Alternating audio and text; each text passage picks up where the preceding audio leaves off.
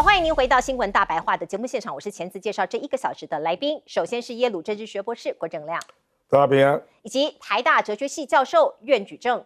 前子好，各位观众朋友大家好。另外是前空军副司令张延廷将军，前子好，大家好。好，我们来看看川普的下一步是什么？出兵伊朗吗？伊朗现在呢，可以说是情势有一点乱糟糟，所以白宫有说了，天佑美国，我们正要开始，并且发布了这一个贴图，看起来它已经蓄势待发，到底要开始什么呢？先来看看伊朗的状况说是呢有血腥镇压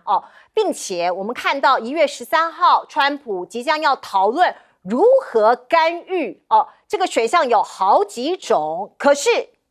不派地面部队说是川普近日听取了有关不同干预计划的简报，在权衡一系列可能的军事选项，可是呢能够打击伊朗又不包括地面部队，那这些选项大家可能可以算一算。我们再来看看包括以色列它当然在中东是一个非常重要的角色，美国跟以色列为了伊朗的问题不断的热线。路透社的报道说，可能以色列会介入哟，以色列也提高了警戒。而另外我们再来看看包括 X 平台这个 Twitter 过去叫 Twitter， 现在叫做 X， 现在把这个伊朗国旗的符号改成旧的这个 logo 不一样大家看一下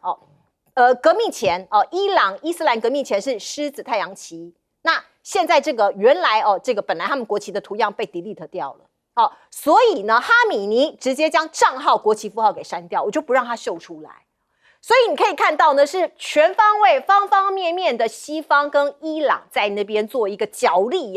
那伊朗也强硬的反击，包括今天伊朗的国营电视台都发出了这一幕的画面全国由刑事号召，那理由呢是替烈士哀悼3天，抵抗美国跟以色列的侵略他特别把一些这个过去安全部队在冲突中死亡的这些称为烈士那大家的游行，大家的封冕。那另外我们看到伊朗的总统就说会把这场动乱定调为抵抗美国跟以色列的侵略的战役所以号召在明天走上街头参与全国的游行。美国去死，像这样子的一个口号也响彻云霄。伊朗的议长就警告川普说，可能先袭击你美军在中东的基地。你把伊朗当作塑胶吗？你在中东这么多的美军基地，我就把你给先袭击先用合法的袭击，因为如果你要攻击我的话，我们看到在美国那当地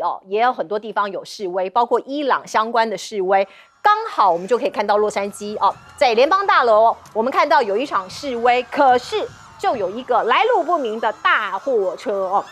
它是租赁车，你看到群众在尖叫了，突然就冲进示威群众，让原本平静的集会瞬间陷入混乱你看到这个大货车非常猛烈的这样撞击目前伤亡人数还不确定。当然像这样的动荡我们都不希望看到，可是川普引起的千堆雪还不只是伊朗的事情，格陵兰他念兹在兹的一个要夺取的目标，我们看到他用一个非常轻蔑的说法说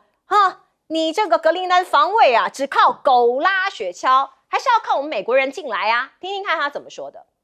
In Greenland, basically, their defense is 2 dog sleds. Do you know that? We don't take Greenland, Russia or China will. And I'm not letting that happen. Sure, I'd love to make a deal with them. It's easier. But one way or the other, we're going to have Greenland. 好，英国的媒体 Daily Mail 每日邮报他就说，其实川普早就下令美军的特种部队你起草入侵格陵兰的作战计划。这个事情让美军的高层很害怕他们为了要阻止这个总统对北约动武，因为格陵兰也算是北约嘛，所以这些将领们试图用伊朗还有俄船因为你知道现在俄罗斯有很多海上的船嘛，在这个拿委内瑞拉的影子船舰来转移川普的注意力，所以川普被形容成一个5岁的小男生因为很爱吃糖，那爸爸妈妈拿出玩具来阻止或者是转移他的注意力。可是现在格陵兰因为他现在变川普的这个眼中的一个肥肉了嘛，岛上说是正发生恐慌性的抢购，有很多超市大家在囤水啊，抢购罐头呀、面粉啊，这些，因为他们担心下一步可能会发生什么样他们不可知、不可预测的状况。那另外，我们再来看看北欧的官员说。北欧情报很清楚啊，格陵兰岛附近没有中俄战舰这个舰艇啊，这是因为呢，川普有讲过说，我们不能让这个格陵兰的附近啊，都是有中国跟俄罗斯的这个潜艇这个舰艇所以我们要做这件事情。他说这个不是事实啊，不符合事实。而另外我们看到德国说是啊，将力推北约派军北极要缓和格陵兰岛的争议所以现在看起来。全球的秩序会有一番很大的不一样跟调整。来，亮哥，伊朗如果美国不派地面部队，那根本不会有作用啊。那伊朗是一个很大的国家啊，面积有160万平方公里，人口有9000万，而且它的地形，反正你从那个赫姆兹海峡往上就是高原，大概都在500公尺以上。那地面部队要有效，至少要派5万人以上，这绝无可能嘛。所以我认为川普这一个计划是不会成功的啦。他如果用轰炸的呢？轰炸能干嘛？轰炸你的目标是什么？他又没有一个，又不是军队在打仗，还是说斩首？你斩那个哈米尼没有用啊，那是民选的总统啊。他有世俗的跟宗教的嘛，最重要的是宗教的，而且你把那个哈梅尼亚，就是他的宗教领袖，你把他炸死也没用，他现在都83岁了，搞不好几年以后他就死了，几天以后就死了。对啊，那早就有接班人啊，所以我不知道你要干什么了。我觉得美国跟以色列当然很讨厌伊朗啊，那他们主要是认为伊朗早晚会做出核武，所以一定要趁他还没做出来之前，把他的政权性质改变嘛，那就是要把这个宗教革命的这个政权推翻啊。问题是谁来接啊？你那个巴勒维一点正当性都没有啊，美国也不敢说他支持巴勒维复辟啊，那有一些群众上街。拿着巴勒维的照片，那根本就是自取其辱，根本不会有人支持你。其实群众在抗议，是在抗议经济不好，那政府做了很差，那这个就让改选来处理啊。因为伊朗是有选举的，哈米尼是选上的所以你到底要不满，你要做什么吧？你要政府下台，不就内阁改组啊？反对党在哪里啊？你有看到这个群众运动有什么样的团体明显是在领导他吗？没有。我跟你讲，这个就是他的问题。基本上就是乌合之众啊。我跟你讲，你对比1979年伊朗的革命啊，你就知道为什么这个不会成功啊。那个1979年革命是学生上街抗议。总工会发动全国罢工，连续4个月，这个才第36天啊，到现在还没看到谁在领导。然后那个时候，宗教领袖赫梅尼被放逐在法国嘛，可是那些学生很多都是伊斯兰的信徒啊，所以等于是他们是有一个意识形态在 hold 的那个组织啊。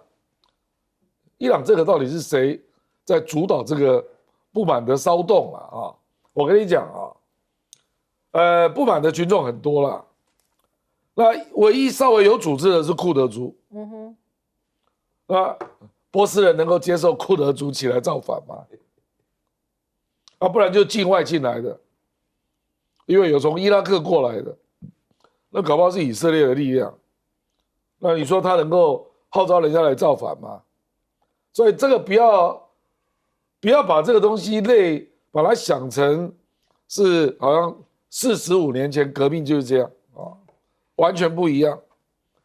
美国的情报单位也分析，认为以目前的群众不足以推翻伊朗政府。因为我跟你讲，反对运动是这样的啦，如果都是乌合之众，没有一个组织的政党，或者是一个明显的一个造反的单位，那到时候谁来接手，就会有这个问题啊，不像以前民进党那党外运动也是有同一群人啊，这个不是啊，我到现在还没有看到任何一个具有代表的人出来发言。的确是我们从各种报道是没有看到都没有看到啊，领导人物出来，确实就是民众不满，这是事实。对，物价上涨，有人失业，这都是事实。那政府也做得很差，我都同意啊。可是革命运动不是这样发生的，是。而且如果要归咎原因的话，美国对他们的经济制裁也是一个很大的因素。我那觉得也是嘛。对啊，是啊，来请教苑老师。那个基本上的话呢，川普讲了一句话，伊朗就安心的了，他就不会派遣地面部队。我说句良心话了，美国对委内瑞拉都不会派遣地面部队了，还伊朗呢？伊朗多大？伊朗都保持的，我觉得有3个原因啊，就是大家可以知道啊，就有关于对伊朗的这个做法上来讲是基本上没有效果的啊。我都稍微强调一下，第一个的话呢，我们面对这个伊朗化的，伊朗从这个1979年开始的时候，他们基本上在科梅尼的话呢，建立革命卫队的时候，他这个国家虽然呢是一个宗教在政治之上的国家，他们的总统叫佩特西昂扬嘛，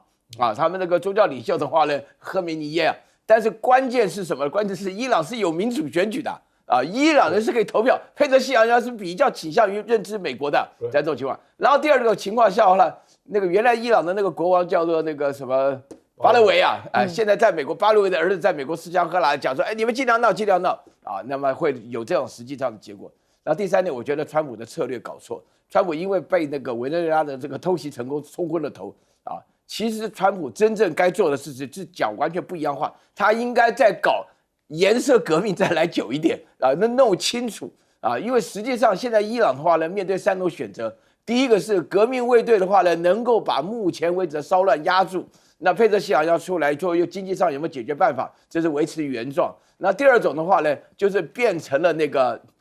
像那个叙利亚一样分开。叙利亚分开的话呢，现在闹得比较凶的就是库德族人要借这个机会要分裂啊，那搞成像叙利亚的样子。但是的话呢，那一下子的话呢，如果说是库德族出来的话呢，又打成民族战争了。那伊朗的话呢，大家知道2伊战争之后，伊朗就人海战术的，他这个什叶派的教徒啊，的命都不要了。那第3点的话呢，美国是希望伊朗变成像利比亚那样子啊，分着好几个派打来打去的。但是这里头的话呢，目前为止完全看不出来。所以在这种情况下的话呢，但是我可以知道，美国目前为止的做法，其实与其说是直接对伊朗怎么样，还不如说是讲给以色列听的了。要让以色列感觉到说，我们现在是有做法的，因为以色列是非常害怕伊朗假借这种表面上乱七八糟的事情，在底下继续发展它的核武器了。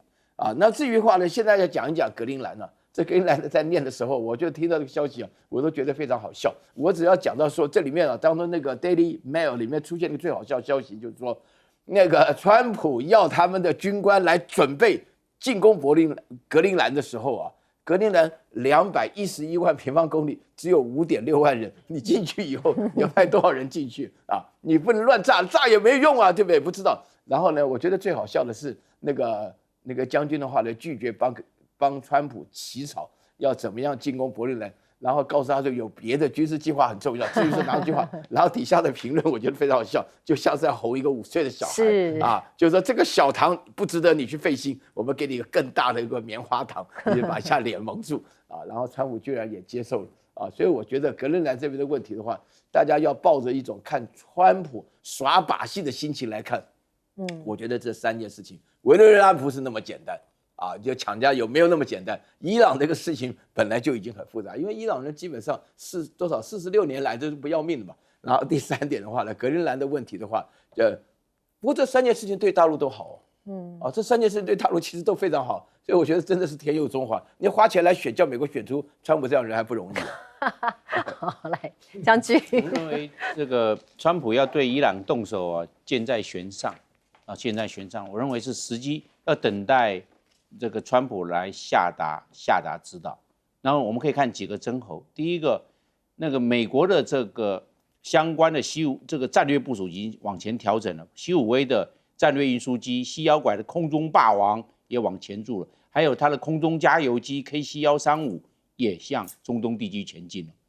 航空母舰也前进了，迪亚哥夏西亚的在印度洋的前进基地，美军也进驻了。那这些动作，难道美军就白做吗？我问他是有准备的啊，都已经前进部署，那就要去准备要动手。第二个称侯，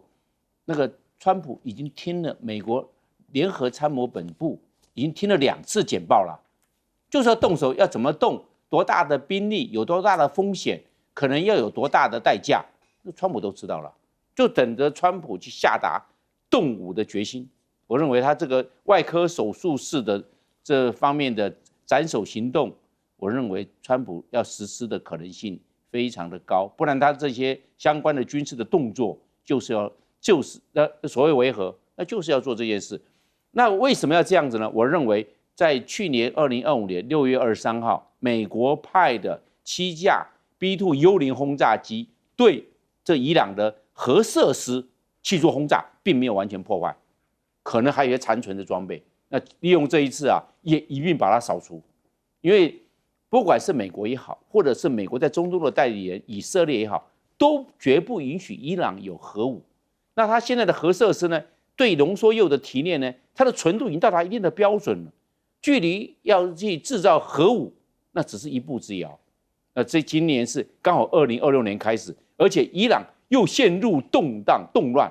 那是不是里应外合，又有出兵的正当性它要具备？因为什么？因为伊朗革命卫队对这些示威抗议游行的群众，已经按照以色列的这个情报机构摩萨德的回报，已经死亡超过1000人了，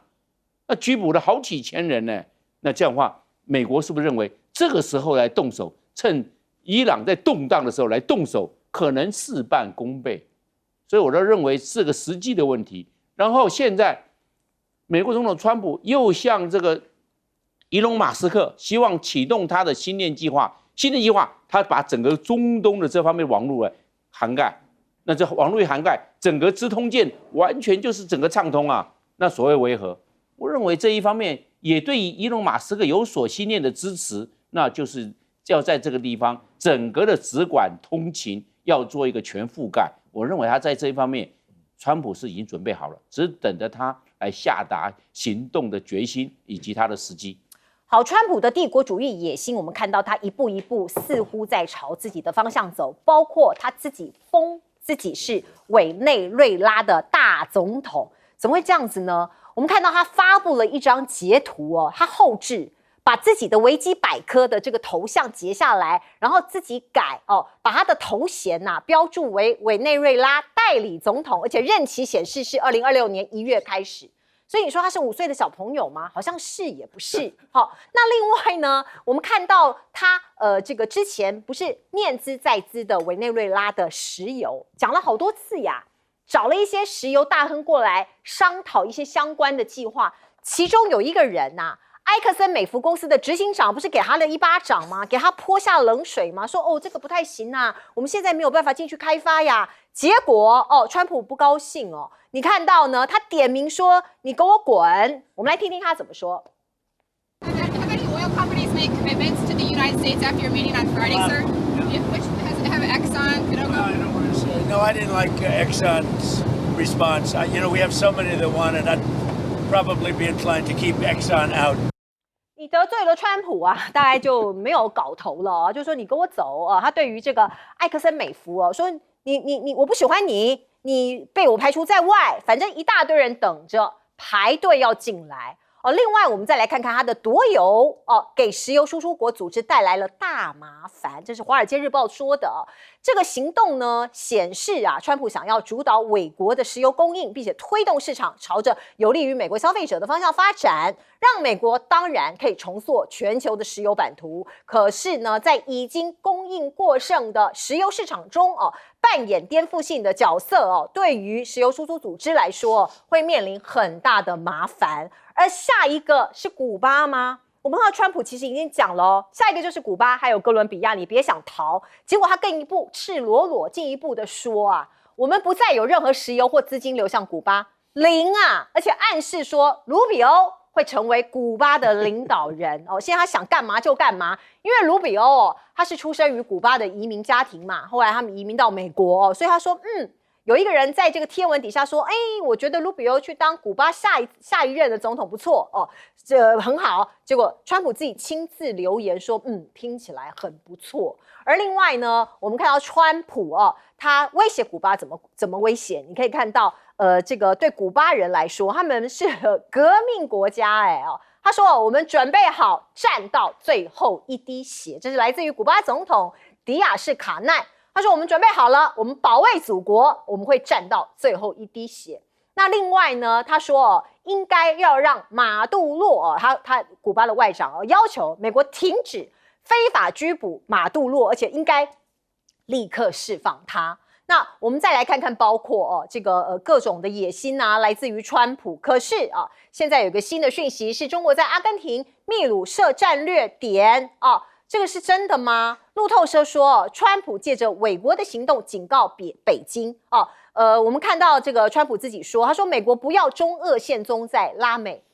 拉美是我的后花园呢，你中国、俄罗斯不要来，你们不可以在那里。中国要买油，可以跟在伪国的美国石油公司买，或者你直接跟我美国买就要做山大王的意思咯。阿根廷的总统米雷伊他已经宣布了，他说中国是我们非常重要的贸易伙伴，并且计划自己在2026年访问中国。而这个8年来第一位家国的领袖访中这是最新消息，也是卡尼将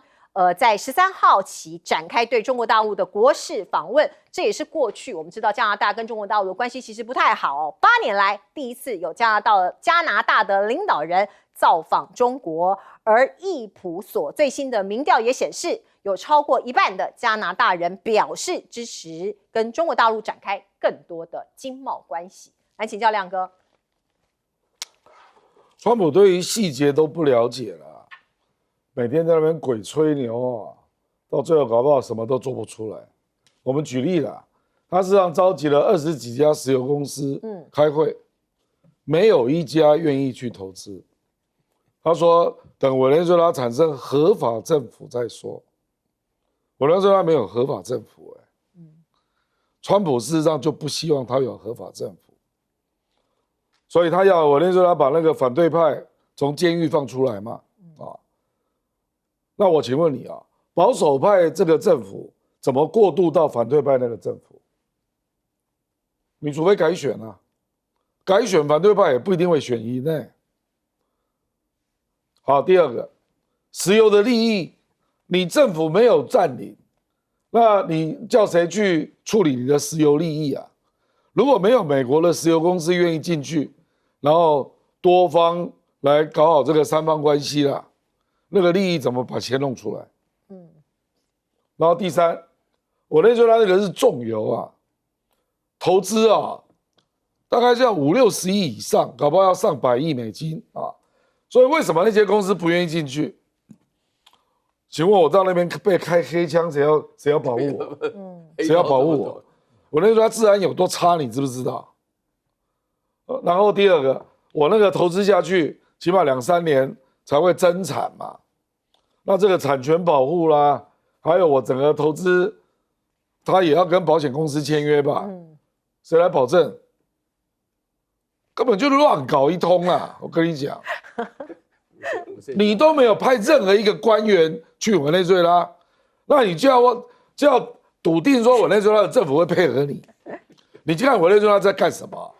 这个副总统代理总统之后，第一个命令就是要抓美奸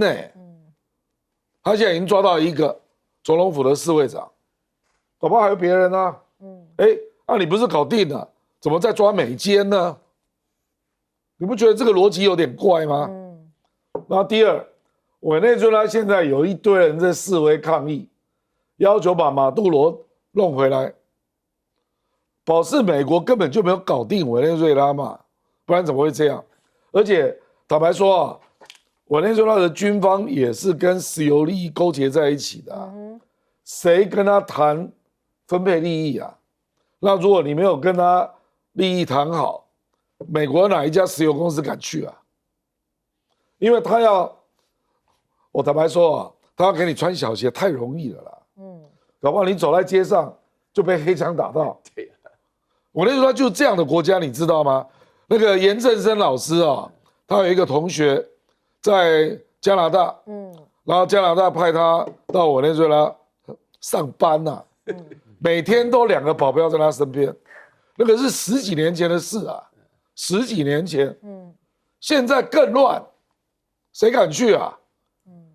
就跟当年伊拉克一样嘛，伊拉克你把那个萨达姆胡塞干掉之后，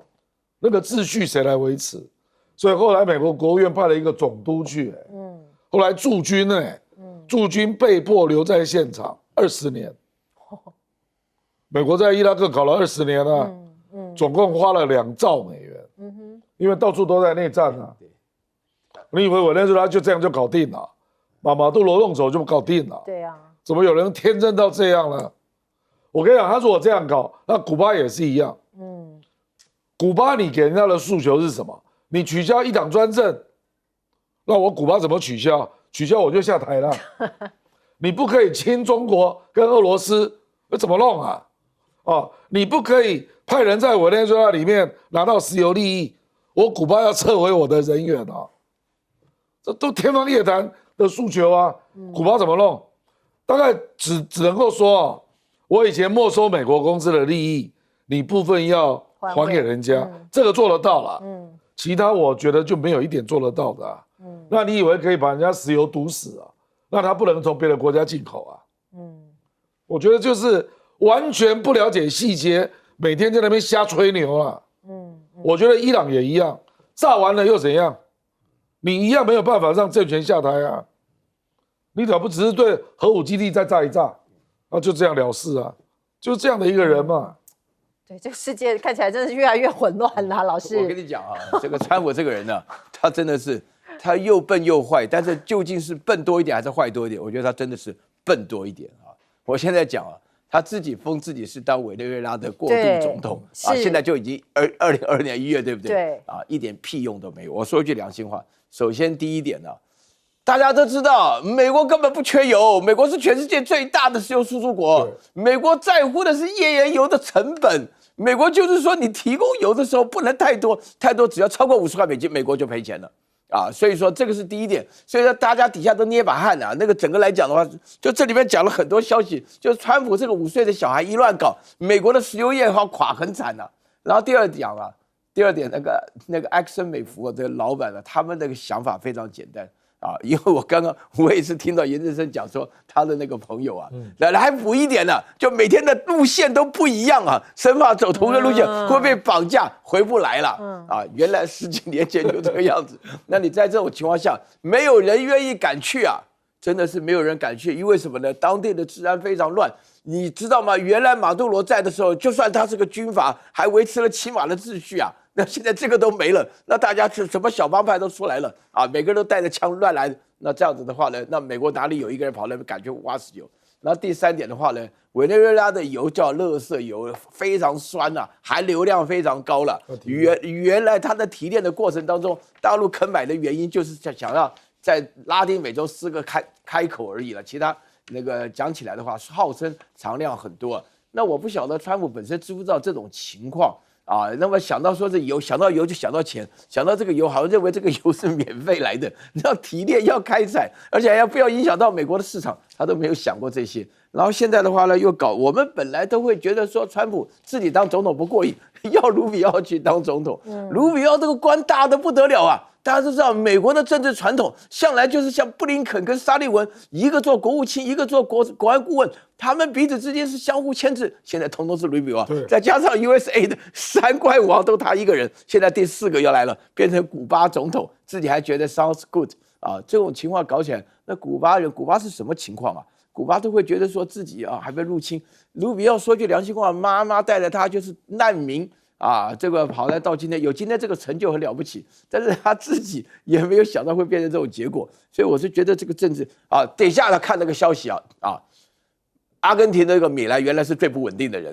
跟川普一样，也是又笨又坏，但是现在突然学乖了，就发觉他还没有那么笨，没有那么坏，他就发觉赶快到中国来是对的。阿根廷到中国来干什么？就是要币值稳定嘛，要人民币比较稳定，他就得到好处。现在阿根廷的经济发展很进步啊。对不对？米兰本身原来拿着电锯到处乱砍，现在发挥有一点作用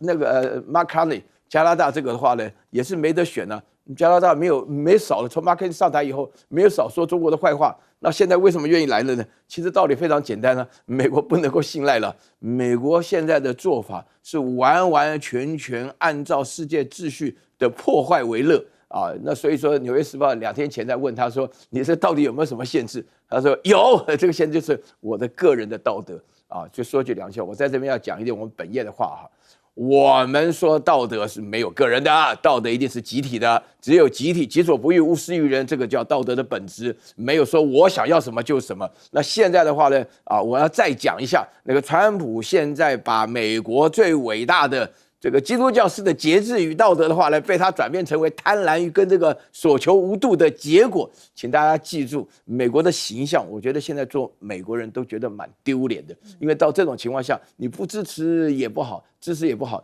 今天我听到大陆的以前驻美大使崔天凯讲说，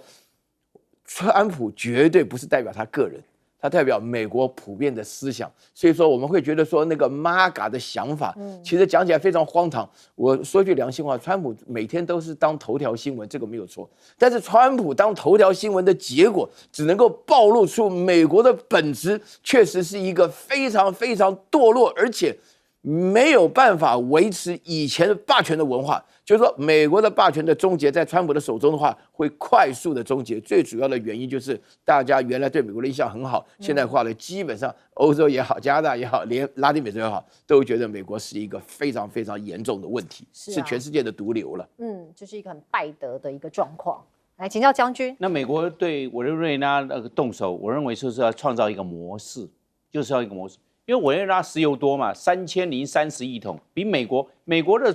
石油的储存量也只有550亿桶，委内瑞拉的储油量是它的5倍多哎。我们现在看到在中东沙烏地阿拉伯的石油的蕴藏量就是存量，现在还有2700亿桶，都还比委内瑞拉少。美国还对这个沙烏地阿拉伯都远在中东，他都还那么在意，何况委内瑞拉就在南美洲，就隔个加勒比海。那当然对委内瑞拉这个石油我们讲的就是变成怀璧其罪啊，一定要动，因为美国只要控制石油，美元霸权继续保持，因为大家都需要石油。那最大的石油的蕴藏量控制在美国手上，那这样的话，大家都需要石油的，会不会向美国低头，或者是来输成？我认为美国在政治上，在地缘战略上都有考量。然后我们先来看。那委内瑞拉就是因为政局不稳啊，是刚好给美国出手的时机啊。第二个，我们来看现在这个委内瑞拉，如果这个亲美政权没有成立、没有确定之前，我认为美国对委内瑞拉这方面政局的关心以及他政治的施压，我认为美国不会停止，他会这个川普会非达到目的啊，他不会停止这一方面的压力。另外，我们来看。整个的南美洲，包含巴西，现在都慢慢跟中国大陆靠近了。巴西是金砖5国创始会员国，现在金砖11国了。巴西也取代了美国卖给中国大陆大豆，所以现在巴西也好，阿根廷也好，甚至秘鲁也好，中国大陆还在秘鲁盖港口。就整整来看的话，中国大陆对南美洲的影响力逐渐增加了，也在阿根廷盖了卫星接收站。那换句话说，美国要不要这个时候不动手，等到中国大陆在南美洲的影响力慢慢形成一个非常牢固的，已经被人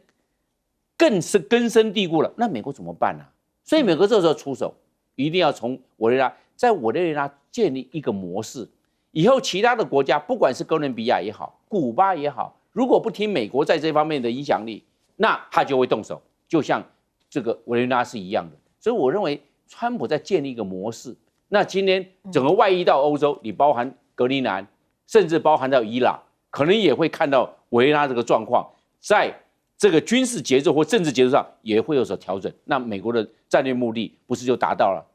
而且美国所达到的这种方式跟手段还事半功倍的。好，我们来关心中日的外交僵局，现在还在持续。1月6号的时候，中国商务部宣布对日本加强含稀土在内的军民两用物项出口管制。高市早苗就说：“这个不符合国际惯例呀，我们没有办法接受。”那你看到呢？他要怎么自力救济？包括明天日本将在华盛顿稀土相关关键的矿物的这个G7的会议上面呢，会分享日本致力于降低对中国依赖的相关作为就开会要研讨一些对策。另外，实际上他怎么做呢？他现在要探勘，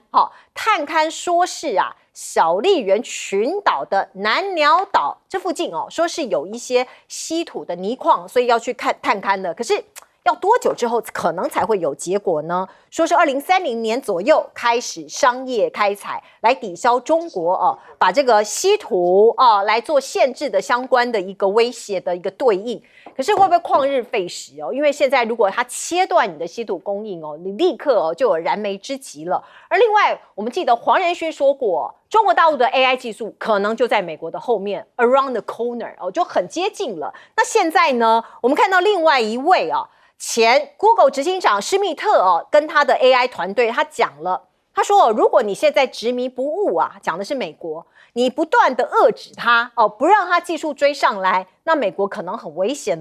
有可能失去未来科技的领导权。他自己也说，施密特他自己说，短短30年，中国大陆已经从世界工厂，现在已经变成全球创新引擎。他觉得这是一个很惊人的变化，所以呢，他也提醒美国可能要想一想，如果你还一直不断的限制它、遏制它可能美国就会失去这个领导的地位。那另外，我们来看看习近平要做什么。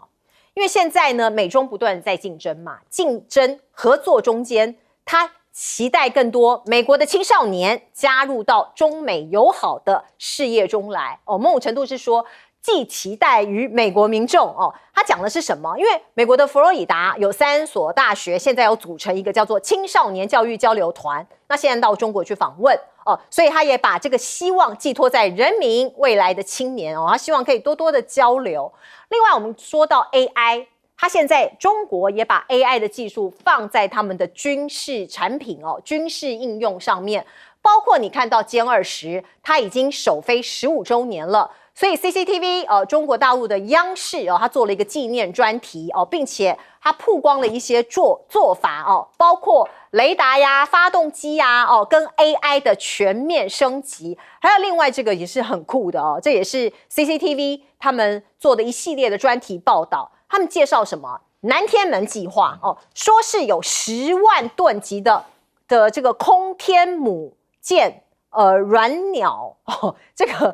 这个像是一个科幻电影的一个场景，它最大的起飞重量达到12万吨，可以搭载88架的玄女无人机所以你看到像这样子的一个计划呢，军事专家就说这个计划是面向未来的前瞻性的创新构想现在可能还在构想阶段，可是要把它实现成现实，可能只是时间问题。而另外呢，我们看到各方面美中都在竞逐，包括在太空的竞争也是白热化。中国大陆现在追赶 SpaceX 申报20万颗的卫星计划说是现在已经有一个国家队的机构要在太空中也要取得先机。来请教亮哥，这个高市说中国大陆单独对日本管制两用物资稀土这个不符合国际惯例，我不知道他在说什么那你去 WTO 告WTO 如果扯到国安议题，他不会管的啦。那中国大陆一定可以说一堆说你要介入台湾等等等那美国呢？美国对中国有多少科技战那不是单独对中国，讲这个都没有用重点南鸟岛也来不及了，因为南鸟岛那个稀土非常的深光是要弄到海面大概就有2公里了2000公尺，非常深开采也没有那么容易所以高市早苗表示他根本就没有想到会发生这个事，所以才会又扯到南鸟岛对，表示国家毫无准备啦，没准备。他从2011年一路稀土，希望能够逐渐本土化，搞了半天，现在自给自足只有40%，怎么办？其实基本上没救了，也就是军工产业你就不用发展了。那其实美国会很高兴美国很高兴，可以看到买，他做不出来那只好买美国的所以中国等于是帮了美国我跟你讲啊，中国大陆事实上对军工产业对日本做限制，高兴的是他最亲密的2个国家，一个是美国啦，还有一个是韩国。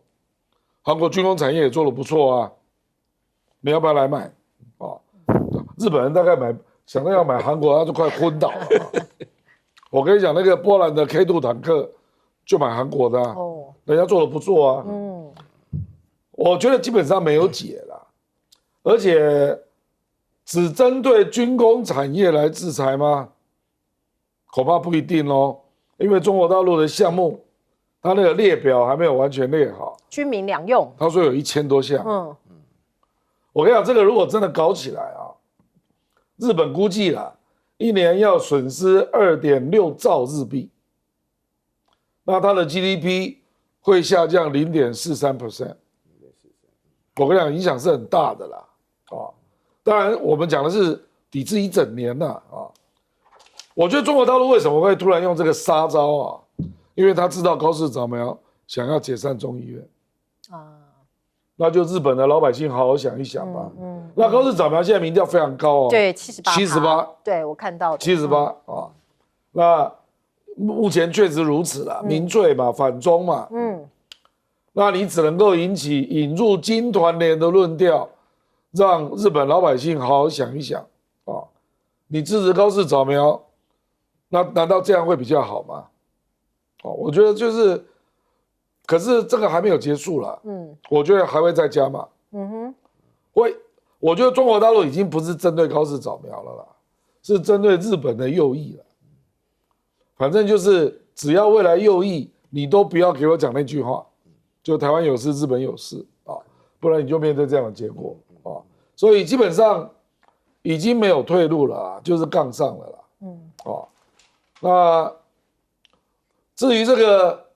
美国是不是要遏制中国，我觉得川普最近包括对那个 H200，他不是放了吗？对。最近无人机又放了。对，我也觉得很惊讶，是因为要跟习近平见面的关系。当然就是美国内部也有不同的声音啦。就是你进这个对你有好处吗？美国的无人机成本可能要增加3到5倍是。这个军方可能很多人都反对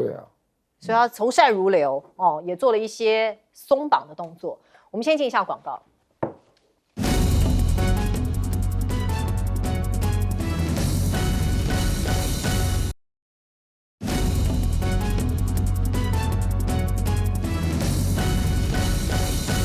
好 ，AI 的进驻是人类现在未来这个大家着眼的方向。美国跟中国大陆的发展到底到什么样的阶段呢？请问老师？我觉得这个 Eric Smith 在这个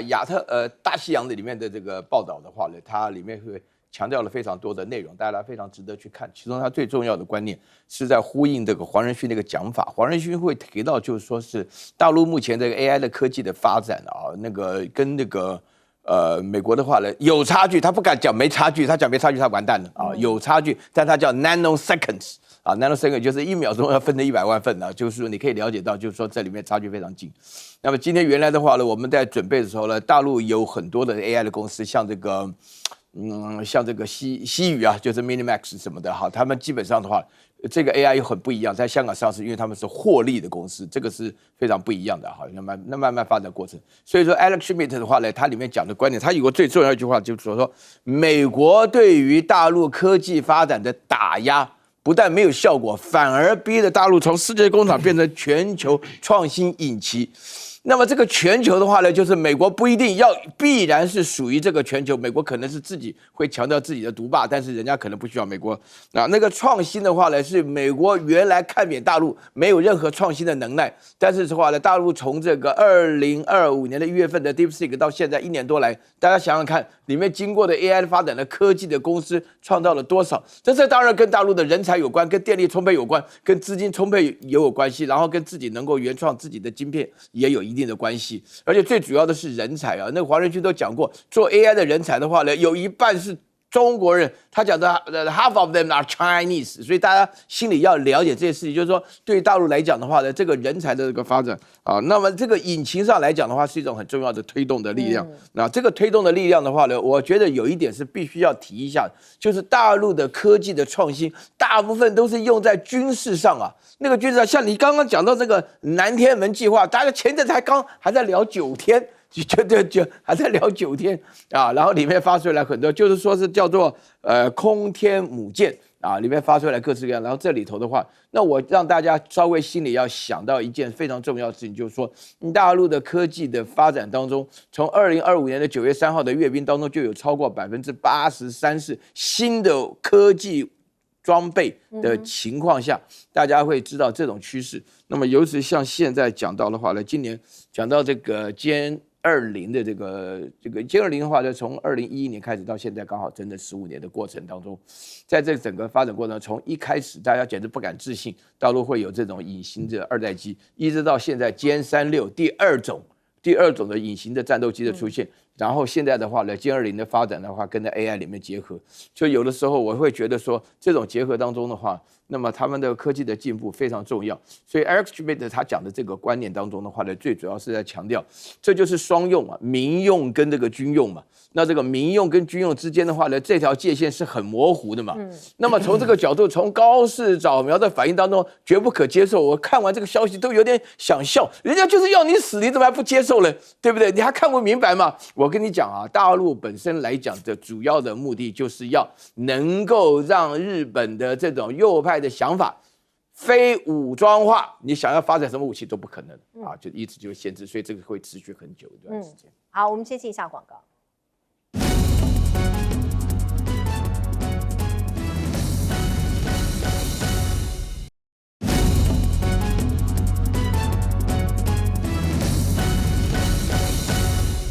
在 AI 运用在军事上，现在发展到什么样的程度呢？请教将军。像这个歼20的话，我们知道它已经15年的话，它的那个软件啊、软体啊、AI 还有这个非超软体啊，那都15年前。现在经过那个摩尔定律，摩尔定律每18个月到24个月就翻一倍，翻一倍。你现在经过